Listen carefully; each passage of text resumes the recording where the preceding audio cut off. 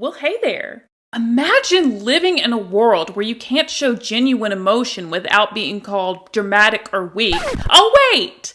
We already do. The newest box office smash hit Wicked has been making headlines for many reasons, besides it being a fanatical film with wondrous cinematography, fun costumes, and catchy show tunes. But some of these reasons are a little bit more cynical in nature. No, I'm not talking about Ariana Grande's cheating scandal with SpongeBob. No, not about Cynthia Erivo's unprovoked, unnecessary Insta-story tantrum about a fan edit for the movie's poster. But I'm talking about Ariana and Cynthia crying on the press tour for Wicked. It's been subject to a lot of online mockery and criticism and accusations of them being over the top and fake. There have been conversations around this kind of sentimentality. I don't want to use the words being emotional because of the misogynistic undertones that phrase is commonly used with in regards to women simply expressing vulnerability. That their crying is a symptom of exhaustion from being on this grueling, never-ending press tour, having to constantly be on all the time. And then there's also those speculations of Ariana and Cynthia being starved due to their so-called sickly appearances. Disclaimer, not a doctor here, so don't entrust my knowledge with that. If you want to know, go talk to your doctor. Why are you asking me? I'm just a random chick on the internet reiterating online theories. But what many of these online commentators are not pointing out are the possible psychological reasonings behind the tears of these ladies. They just see two famous people crying and are quick to point it out being because of drugs or mental illness or the Illuminati or whatever Hollywood conspiracy theory sounds the most controversial. But I see things a bit differently.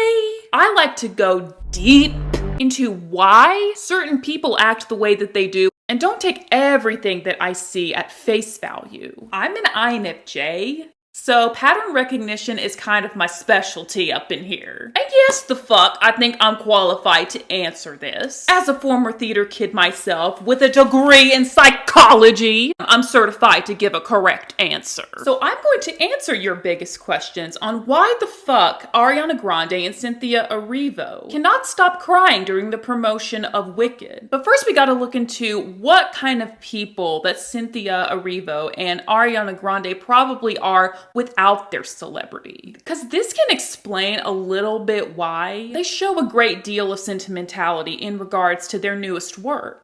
Then we're going to be looking into the actual story of Wicked and why it's more than just a musical. As someone who, yes, did go to see it in the theaters, I found myself choking up at parts that didn't have the intention to invoke a strong reaction from an audience member. Wicked is a story about prejudice, acceptance, the struggle for power, true friendship, unconditional love, and in my personal opinion, chosen family. These themes are not specific to certain individuals, but to the general human condition. And we're also going to be looking at the brutality that comes with movie press tours in general. Press tours for huge movies like this are absolutely grueling. Well, all movie press tours are grueling, but for the main cast of a film that is highly anticipated for box office and critical success, comes with no breaks or times to rest in between periods of appearances. And oftentimes it's harder on the actors themselves than the actual filming process of the movie. Unless you're like a method actor or something, where you actually live and act like the character and the character becomes a permanent part of your soul that you can never ever shake off or get rid of. Which people are saying that's the case with Ariana, that she has become Glinda, but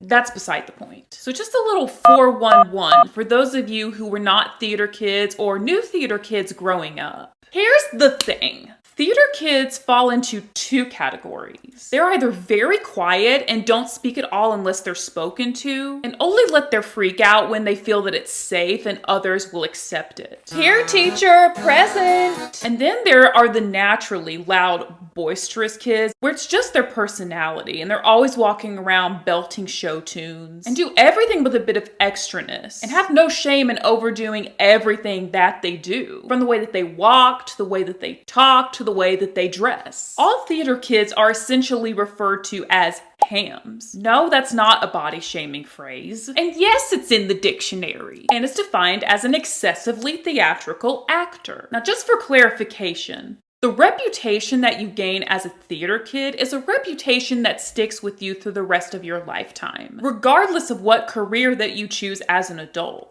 Doing something with high visibility, like performing on stage, is an opportunity for one to find their loudest voice and their most effective voice, physically and metaphorically. When they grow up, these hams adopt a performative persona that gets them through times of high stress and hardship. Now, we don't know what category of theater kid that Cynthia Erivo and Ariana Grande fall into, respectively. But what we can see with our own two eyes are two ladies that have a strong musical theater background and bring their hamminess and extra nature into all the professional work that they do, which can be noted in these interviews. Now, personally, I love people who are extra and like to be over the top in expressing themselves, but I know that energy is definitely not for everybody. Like I've said before on my channel, different strokes for different folks, and that's fine. But at the same time, we need a little bit of extra light and sparkle in the world. As long as nobody is hurting anyone or being mean about it,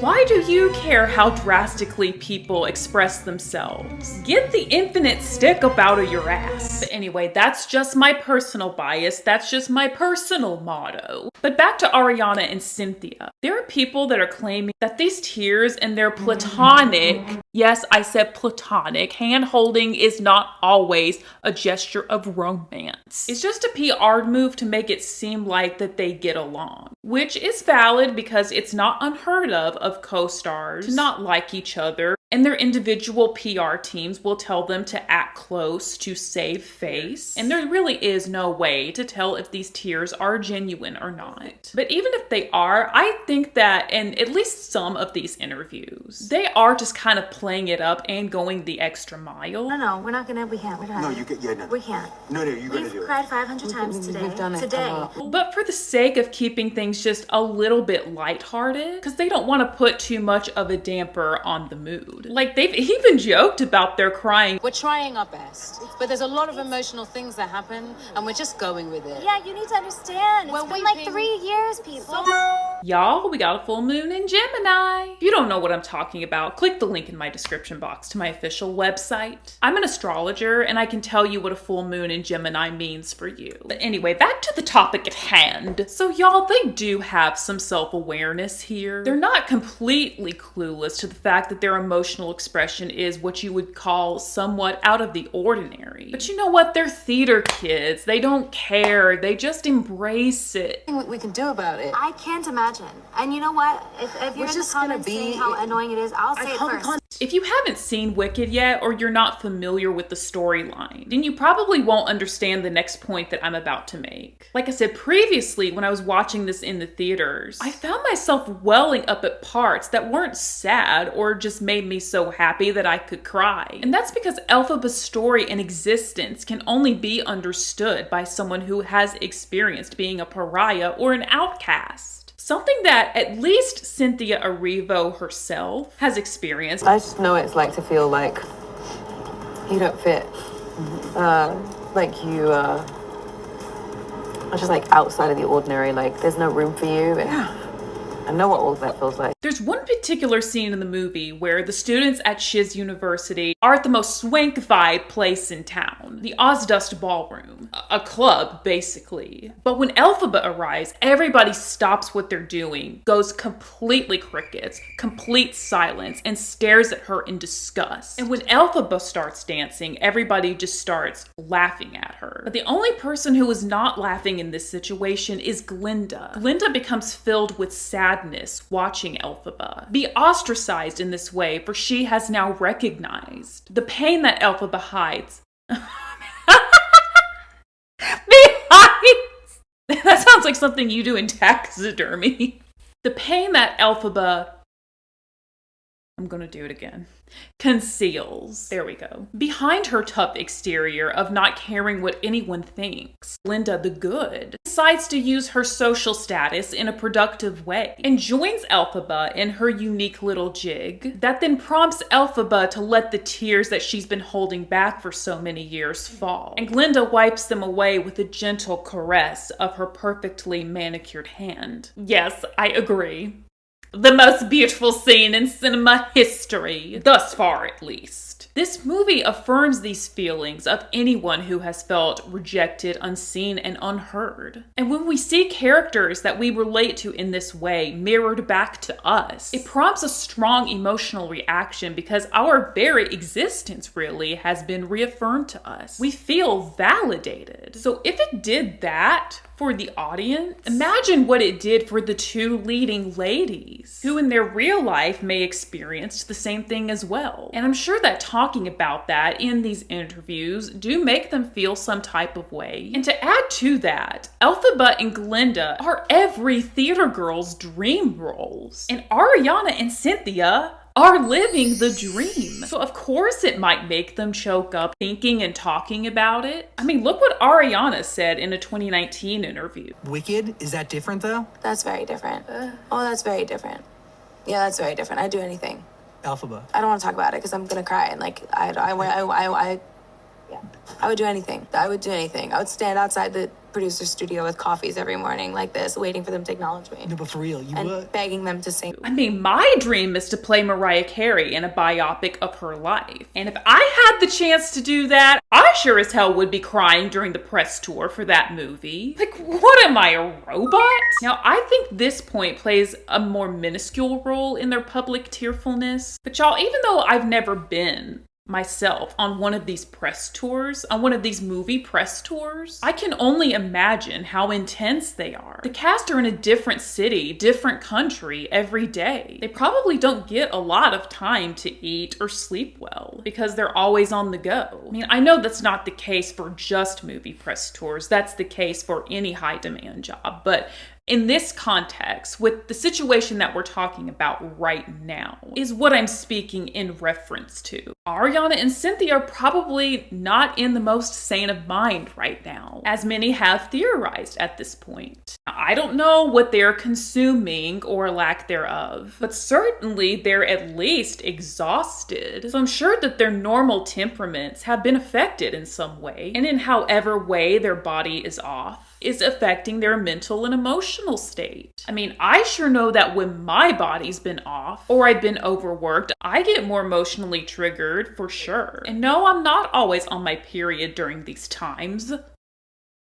So it wouldn't be surprising if that is the case for Ariana and Cynthia, having to be on all the time with no time to chill in between and regulate their emotions properly. I'm sure it's at least partly affected their ability to keep it cool and keep a straight face while they're promoting Wicked around the motherfucking world. So I think regardless of how genuine these emotions and the people that are emoting them are, it speaks to a much larger problem in our culture. There's a certain stigma around expressing emotions such as sadness, happiness, or even anger through crying for women as well as men. It's not gender biased. It seems that you can't cry in public without being called a crybaby, without a man being called a pussy, or for women without it being her time of the month.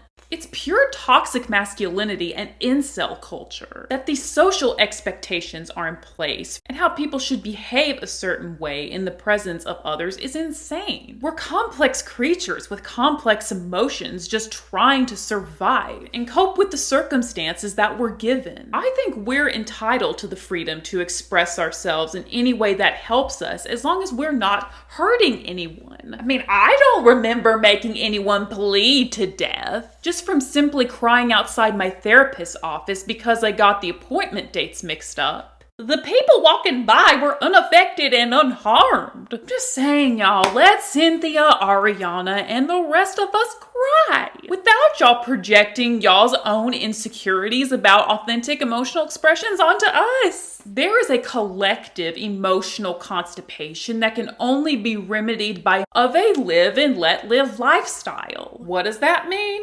Well, class, it means as long as your neighbor is not doing something of relevance to you and doesn't affect your well-being and doesn't negatively affect your life, move the fuck along and wish them peace and happiness. Now, Ariana and Cynthia Erivo's crying, you may not care for it. It may be too much for you, and that's fine. But it's not oppressing you and stealing your personal freedom and livelihood in any way. Just say it is what it is and clock back into your reality of your own problems instead of being part of the problem. And mocking any human being for showing emotion, and work on yourself and your own emotional blockages, whatever they are. Let me know if you've seen Wicked and what your honest emotional reaction was. Anyway, that concludes today's rant. If you made it to the end of this video, you is the bomb.com. I don't know if people say that anymore, but we're bringing it back. Tap that like button if you resonated and agree with the main message of this video. Only comment if you're going to be polite and well-mannered. And if you and I are vibing, let's vibe some more in the future when you press that button on your screen that says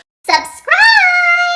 You're gonna want to do that, because when this channel reaches a couple of milestones, I'm gonna use it as an opportunity to give back to my local community and share my deepest, darkest, juiciest secret here on the internet, on YouTube. It's a secret channel that you're gonna want the tea on. I elaborate more on these milestones in the description box. Just find the subscribe button and simply tap it like this.